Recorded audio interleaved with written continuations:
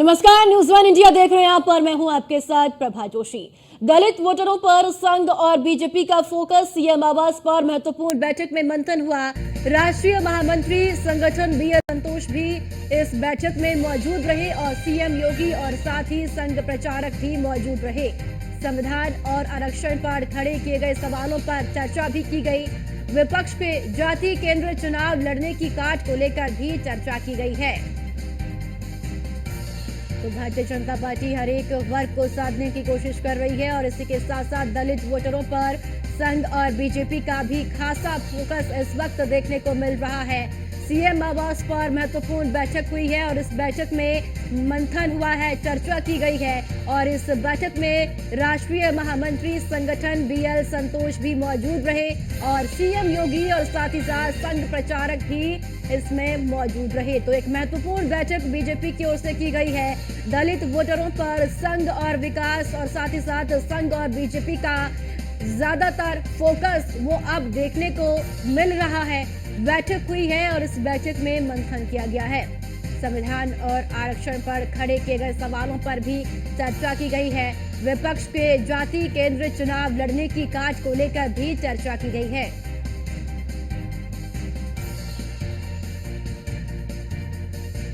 5 चरणों का चुनाव संपन्न हो चुका है। फिलहाल अब 2 चरण बाकी है। छठे चरण के लिए कल मतदान होना है और 7वें चरण में 1 जून को मतदान होगा और भारतीय जनता पार्टी लगातार हर एक वर्ग को साधने की कोशिश कर रही है। हर एक वर्ग को अपने पाले में लाने के लिए मंथन कर रही है, चर्चाएं कर रही है और तमाम योजनाएं भी बनाई जा रही है। तो दलित वोटरों पर अब संघ और बीजेपी का खासा फोकस भी देखने को मिल रहा है। सीएम आवास पर महत्वपूर्ण बैठक में मंथन हुआ है और इस बैठक में राष्ट्रीय महामंत्री संगठन बीएल संतोष भी मौजूद रहे, साथ ही साथ सूबे के मुखिया योगी आदित्यनाथ और संघ प्रचारक भी मौजूद रहे और इस बैठक में मंथन किया गया है, चर्चा की गई है और साथ ही साथ कई महत्वपूर्ण मुद्दे रहे जिन पर भी चर्चा हुई है। संविधान और आरक्षण पर खड़े किए गए सवालों पर भी इस बैठक में चर्चा हुई है और विपक्ष पे जाति केंद्रित चुनाव लड़ने की काट को लेकर भी चर्चा की गई है। और चलिए ज्यादा जानकारी के लिए एसके वाजपेयी हमारे संवाददाता हमारे साथ जुड़ चुके हैं। एसके, दलित वोटरों पर संघ और बीजेपी का अब फोकस देखने को मिल रहा है। बैठक हुई है, क्या कुछ रहा बैठक में और बैठक में मुख्य बिंदु कौन कौन से रहे? बिल्कुल निश्चित तौर पर भारतीय जनता पार्टी जो उत्तर प्रदेश से लेकर केंद्र की सत्ता तक सत्ताधीन है और ऐसे में कहीं न कहीं बीजेपी कोशिश कर रही है कि 2024 के चुनाव में जो मुद्दे लगातार विपक्ष उठा रहा है उन मुद्दों की काट निकाली जाए। आपने देखा होगा कि चुनाव के पहले से ही लगातार समाजवादी पार्टी, कांग्रेस, पीडीए जाति आधारित जनगणना जैसी बातें लगातार उठाती रही है। अपने एजेंडे में भी समाजवादी पार्टी और कांग्रेस ने इसको रखा है। सीधे तौर पर इन सारी चीजों को लेकर भारतीय जनता पार्टी ने संघ, संगठन और सरकार की एक समन्वय बैठक की है।